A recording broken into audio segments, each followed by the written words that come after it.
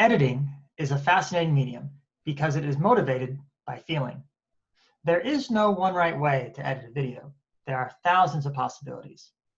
There are a variety of editors who edit sound, picture, and color.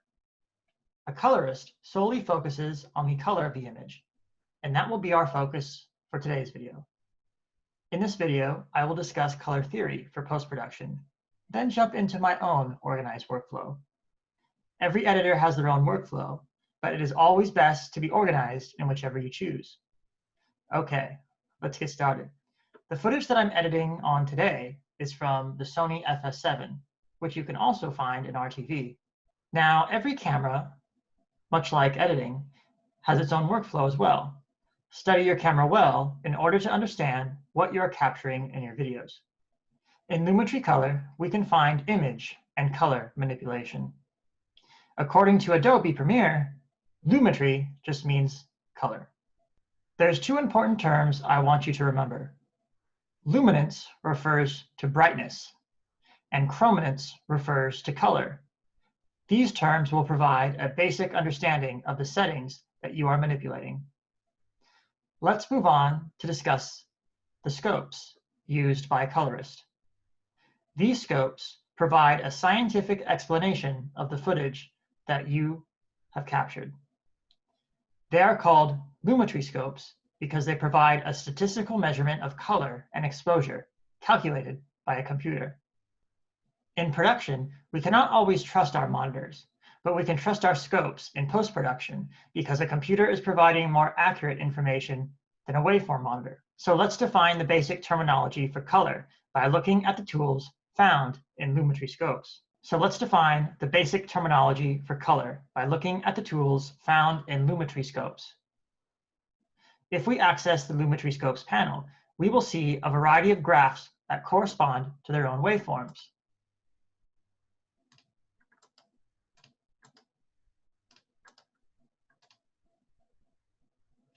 A waveform corresponds to our video on screen.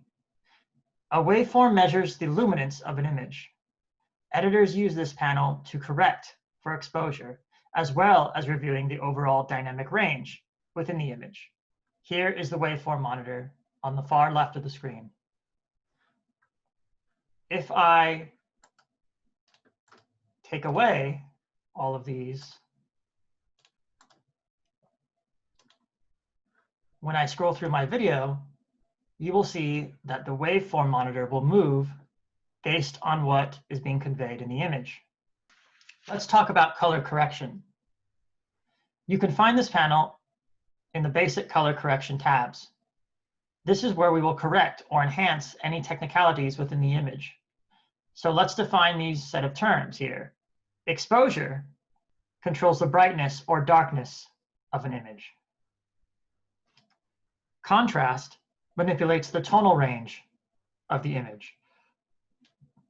Highlights, or gain, are the brightest parts of the image. Shadows, or lift, are the tonal ranges of the midtones. The midtones are in the middle of a waveform, also referred to as gamma. The whites control the brightest parts of the image, located on top of the waveform. The blacks control the darkest parts of the image, located at the bottom of the waveform. Saturation defines the brilliance and intensity of colors. As an editor, correcting the color first is best before grading your image. You can toggle through the effects option here after making necessary adjustments to see a before and after image.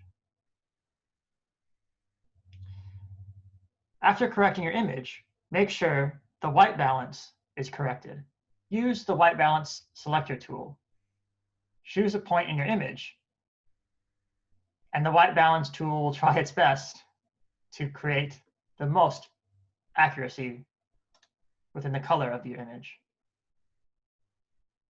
Let's move on to HLS secondary. Hue, saturation, and luma, which also means light, defines the brilliance and intensity of colors.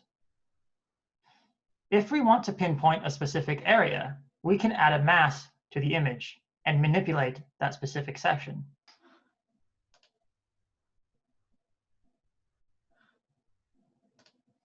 If we go to the effects controls, we can go down to the mask. Next, we can go down to HLS secondary, and you will see a change in the colors. And we can manipulate this at our disposal.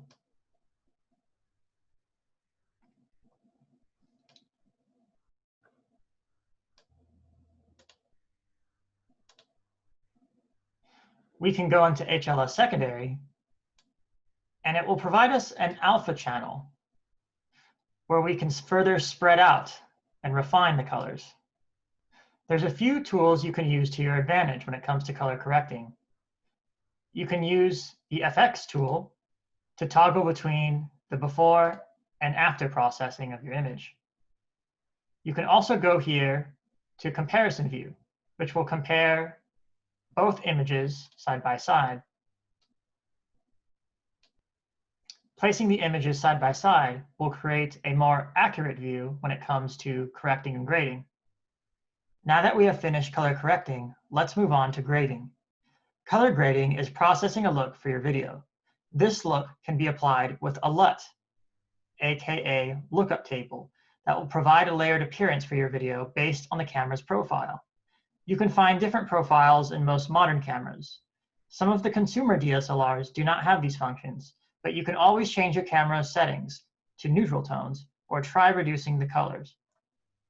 Remember, always complete your color correction first before finalizing a grade.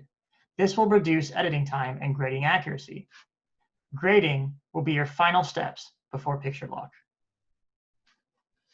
If I go into the LUT, I can choose the LUT created for my camera, and you can see a before and after result.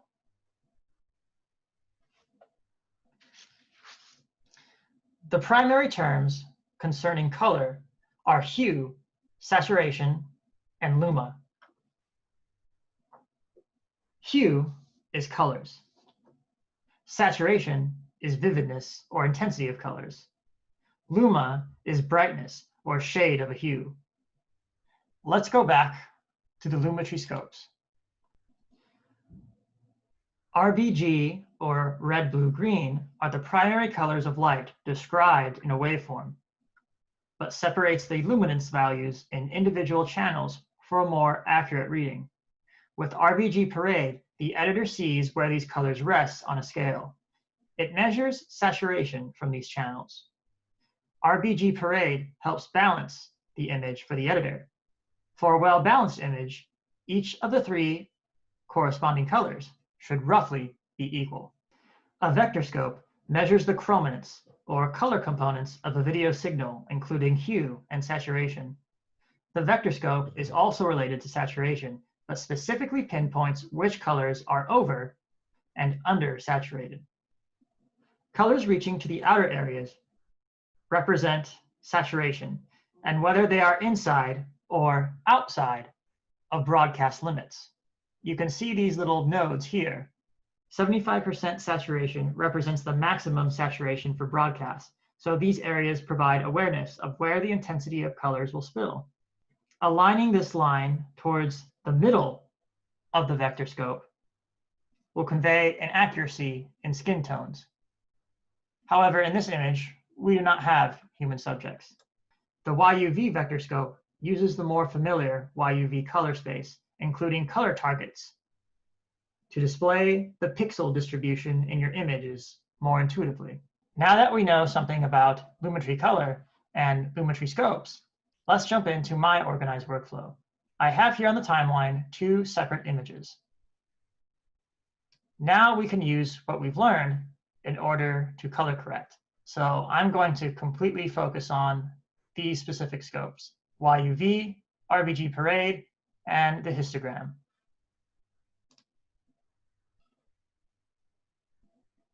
I'm trying to make the RBG Parade colors somewhat equal to each other, somewhat more balanced.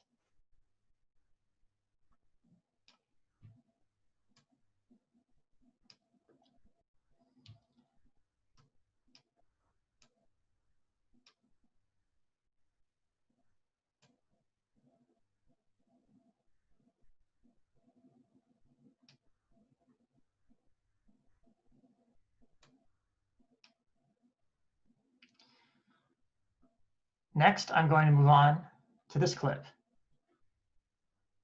and make sure it's balanced.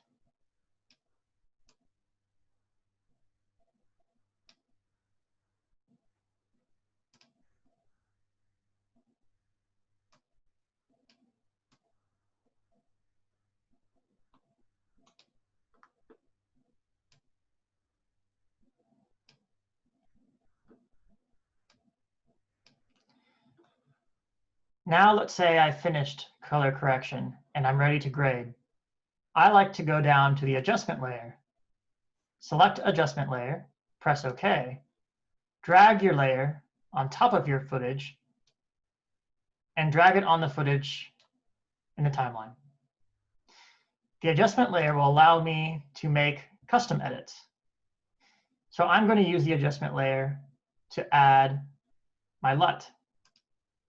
And in this case, I will be using slog3, conversion LUT to Rec 709. The grade is a bit intense because I wasn't using the camera at its full dynamic range. I'm just going to lower the saturation a bit. What's interesting about the adjustment layer is I've edited both the clips. Both of them have the provided LUT. Looks about right. Okay, and now the adjustment layer is not only just applied to this area, but it's applied to both of my images. And I could always cut the layer if I want to grade a specific area of an image, or I can extend the layer. So this provides me an easier and more organized way to edit because I don't have to just go into the image again and begin manipulating. It takes a little bit more time. It's more efficient to use the adjustment layer and already know what I'm trying to dial in. So that is some of my workflow as an editor. I like to be as organized as possible. I like to provide the LUT within the actual clip. I also like to color correct in the clip. I like to add the adjustment layer when it comes to grading. Can I add another adjustment layer and correct on this layer? Sure. I can correct on this layer, and then I can grade on the next. The only issue that I have with that is it's going to take more time to render and export. So I like to just use one layer. It's just a personal preference. Well, that's the end of today's video.